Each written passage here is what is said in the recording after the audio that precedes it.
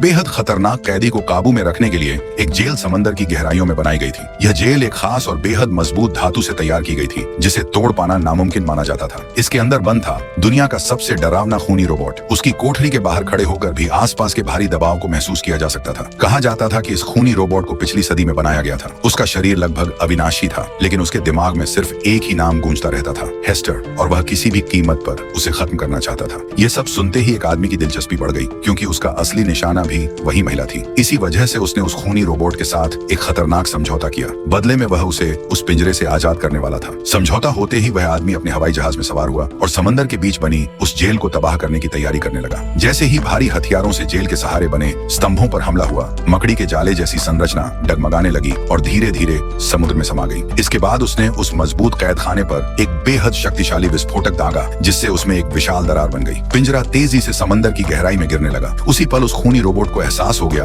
कि अब उसकी आजादी का समय आ चुका है। उसकी आंखों में खौफनाक हरी रोशनी चमक उठी। उसने अपने लोहे जैसे हाथों से उस दरार को और चौड़ा किया और बाहर निकल आया। आदमी की आंखों के सामने वह धीरे धीरे आजाद खड़ा था। जैसे ही वह जमीन पर पहुंचा, उस आजाद खूनी रोबोट ने एक भयानक गर्जना की और अपने असली लक्ष्य की ओर बढ़ चला।